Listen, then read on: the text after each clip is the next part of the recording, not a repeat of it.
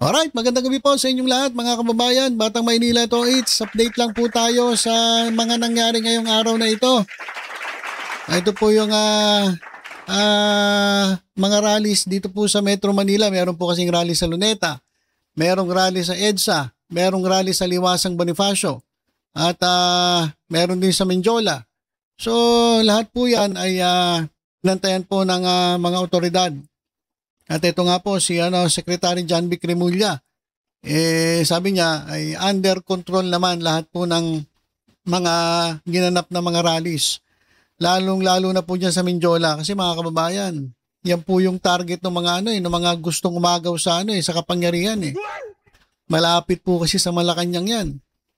Ang nangyari mga kababayan, grabe ang seguridad dyan sa Menjola. Talaga ang barbed wire. Tapos may mga nakaharang. Talaga hindi mo mapapasok yun. Nakita ko kanina sa video, may mga bata pa Mga bata, mga minor de edad, nandoon nandoon sa harap ng mga ng mga barbed wire.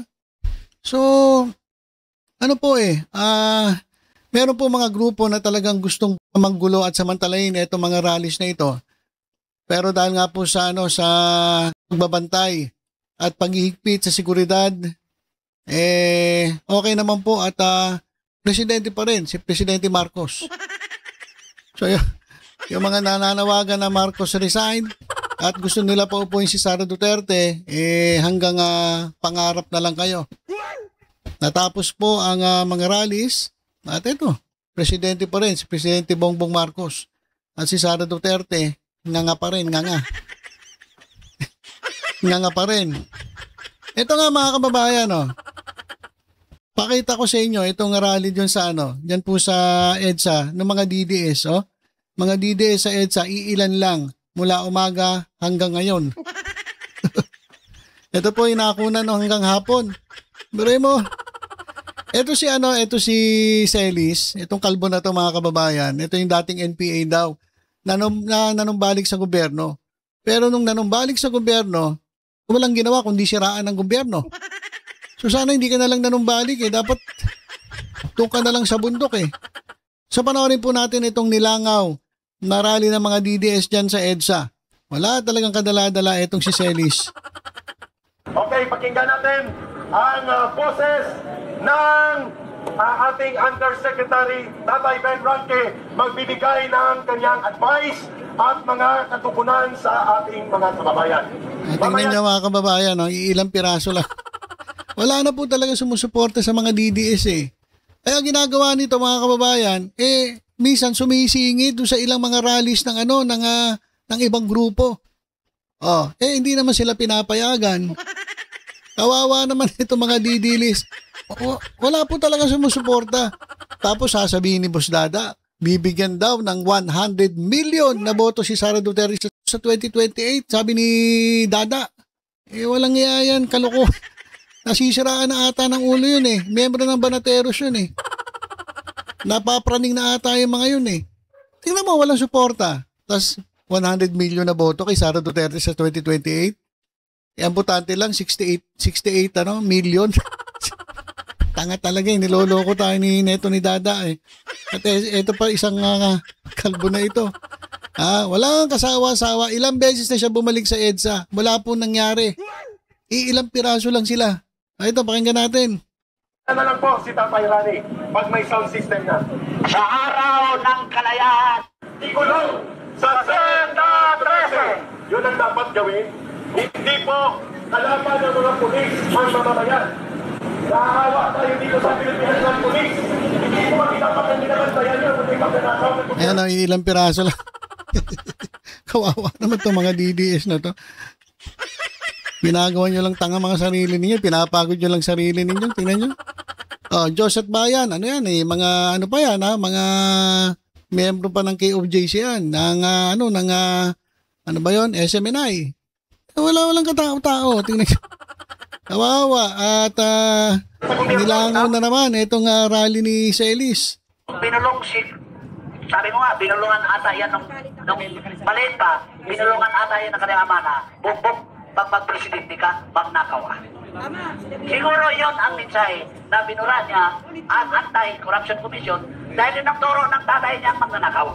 Na bongbong, magpresidente ka at magnakaw ka. So that makes it. Ayan mga kababayan, wag na natin pakinggan, wala ko yung sinasabi. So yun po yung rally, Marcos resign, Marcos resign. Ayan po yung kaya hindi sila pinapayagan na sumama doon sa ibang grupo eh. May sarili silang interes eh. Marcos resign daw para maiupo si Sara Duterte. Ilang piraso lang sila. Kawawa naman ito mga to. Ilang piraso lang eh oh. Ang sinasabi na ito?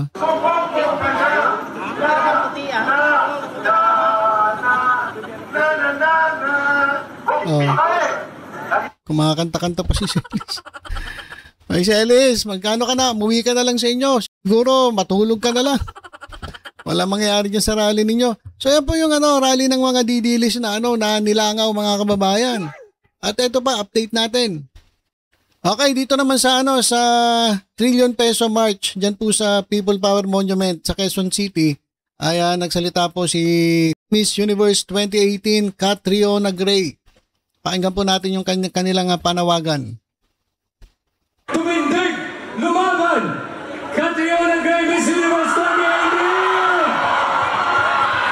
2018! Kung ganyan ba lagi yung mga nagsasalita, hindi marami makikinig. Hindi katulad si Celis eh. Celis, dakdak ng dakdak. Wala naman nakikinig sa kanya. Eto. Pakinig tayo kay Catriona Gray kasi yung sinasabi ni Catriona Gray ay may saysay. May sustansya. Maganda na, matalino, may sustansya pa. Hindi katulad ni nung mga didilis. Wala nang kwenta yung sinasabi. Wala nang nakikinig. Kaya ayun, nilalangaw sila lagi. Pakinggan po natin si Miss Universe 2018 Catriona Gray.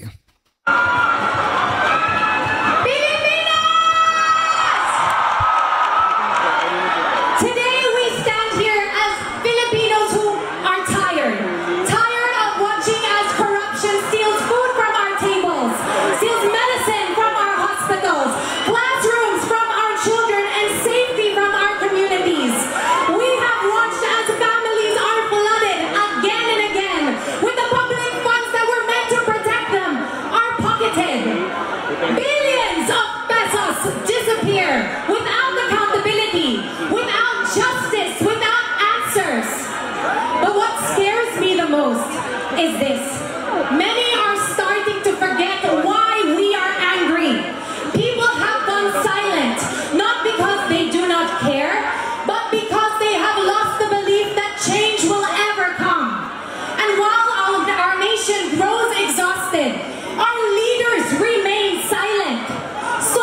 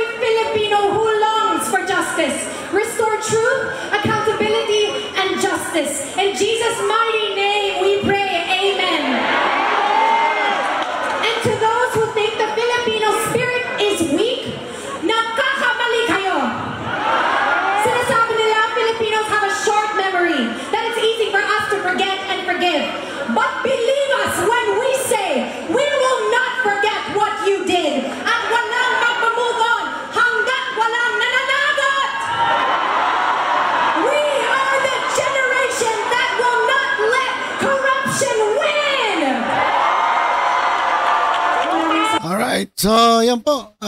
Nako, galing. Catriona Gray. Alam niyo mga kababayan, talaga naman po nakakagalit eh. Binanggit niya yung si Ombudsman. Ombudsman, mag-file ka na ng kaso.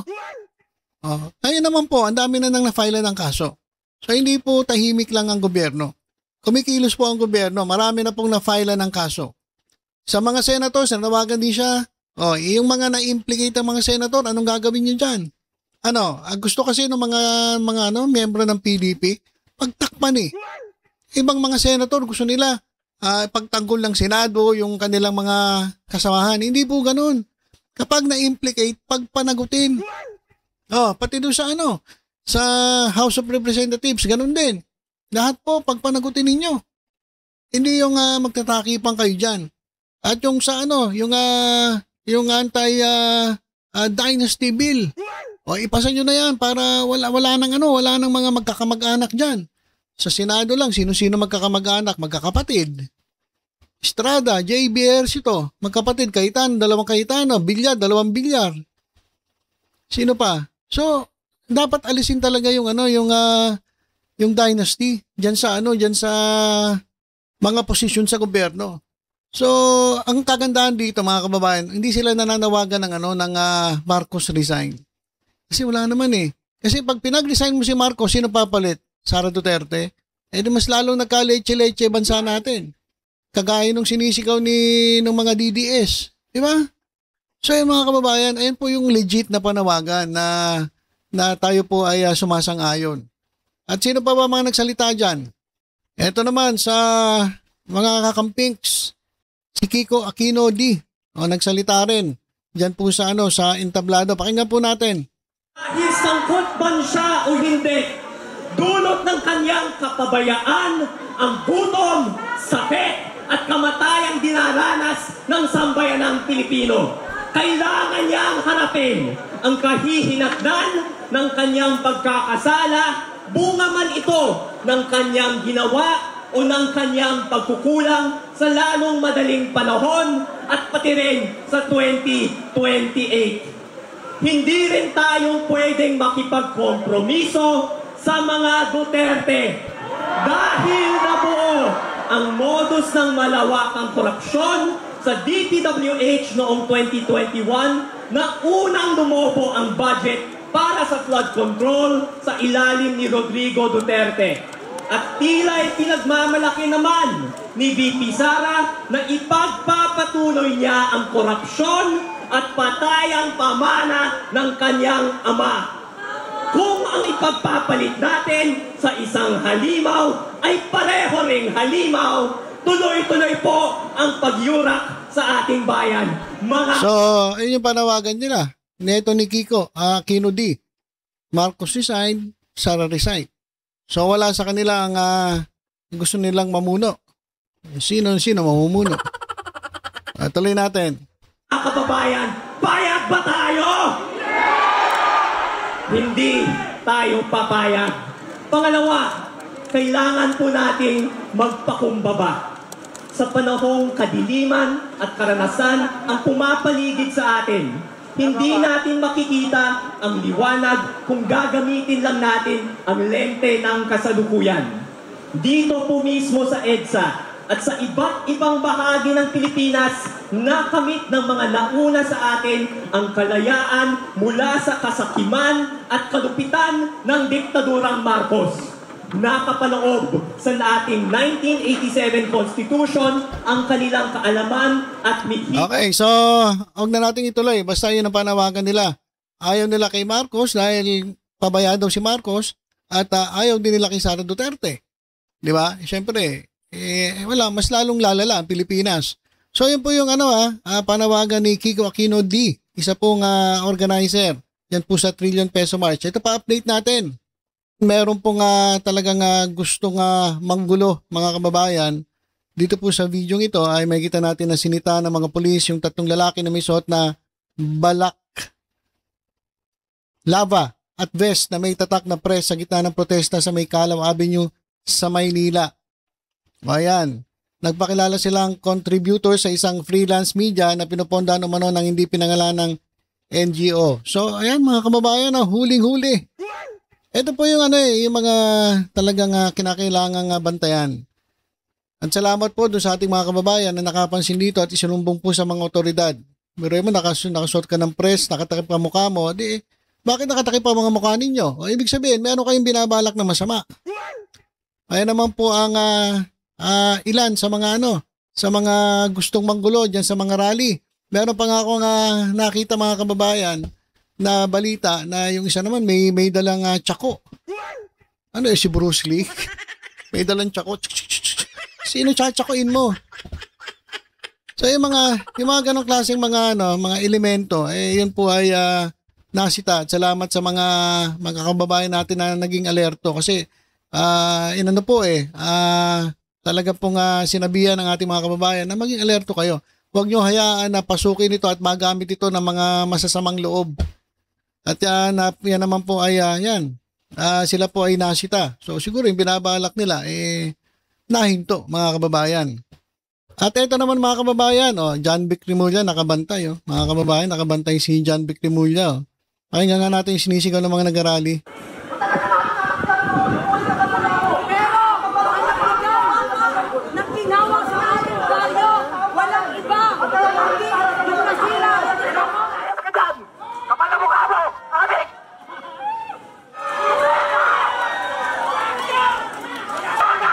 Ayan po, galit na galit yung mga didilis. Mga anti-Marcos. Ayan si tatay. Tay, uwi ka na tay. Walang mangyayari dyan sa pinaglalaban mo. Mapapagod ka lang dyan. Nahutulang kayo. Baka kulang pa yung mga budget nyo dyan. Ayan, si John Vic natatawa lang. Nakatayo lang doon. Talagang Guardiado Mindiola. Hindi na pwedeng maulit Hindi na pwedeng maulit. At wala atang permit yan kasi sabi ni Yorme, hindi bibigyan ng permit ang mga mag-arali dyan sa Mindiola. Di ba? Walang permit yan. Siyempre, maximum tolerance, sinayaan lang ng ating mga otoridad. At ito pa mga kababayan. Ito namang si Maris Racal ay nandyan din po sa rally. Ayan mga kababayan, si Maris Racal. No to Dynasty of Thieves. Ayan po si Maris Racal. So, yung mga kabataan talaga, dapat marinig ang boses ninyo. Kasi, sabi nga ni Rizal, kayo ang pag-asa ng bayan. So, yan mga kababayan, si Maris Racal, isa pong artista, ang sumuporta po dyan sa kanilang rally, laban po sa korupsyon. Ayan mga kababayan.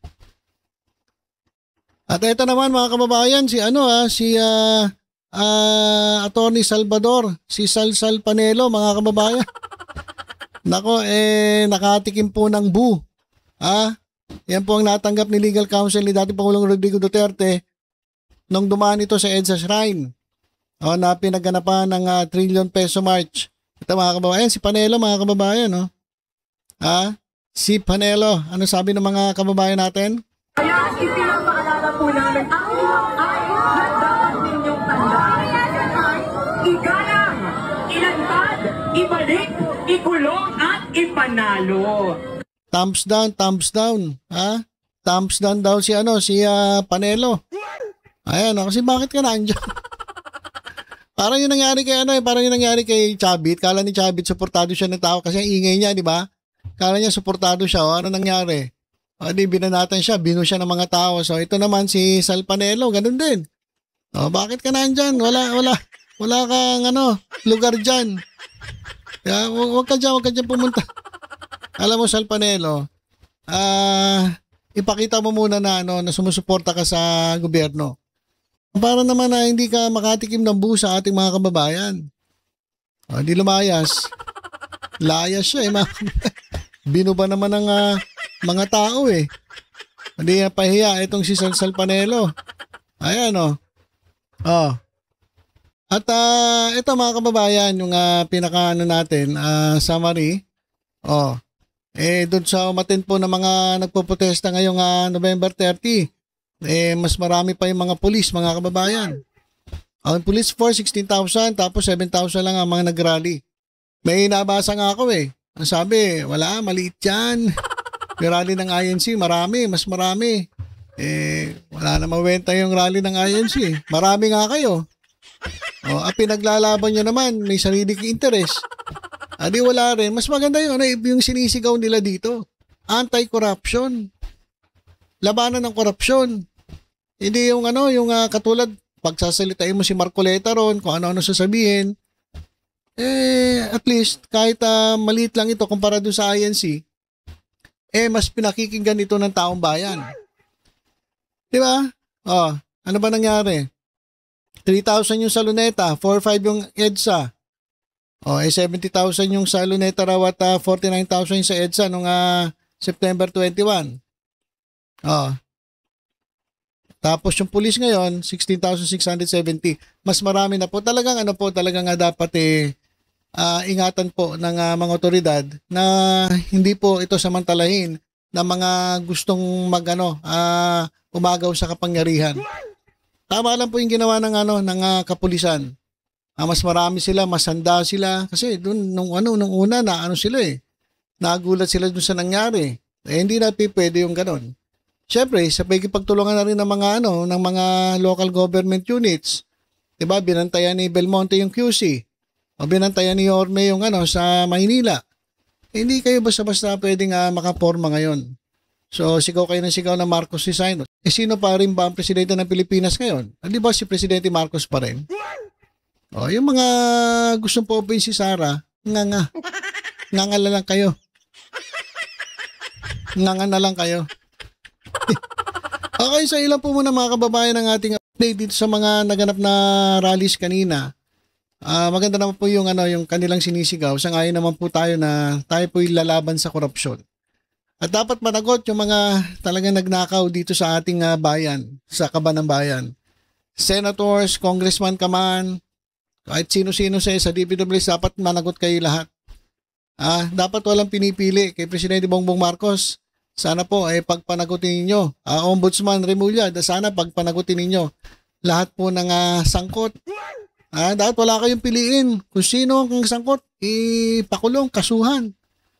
Di ba? Ganun po dapat. Yun po ang mandato sa inyo ng konstitusyon. Wala pong pinipili. Kapag nagkasala, pagpanagutin. Ganun po yun. Wala po dapat kulay-kulay. Di ba? Hindi katulad ng mga DDS. Walang mga DDS. Wala, puro Marcos resign. Tapos Sara pa upay nila. Di mas lalo ng kawindang-windang ang bansa natin. Alright, so yun lang po muna mga kababayan. Tutok-tutok lang po dito sa Batang Maynila. Sa iba pong updates. Ingat po tayong lahat. God bless po.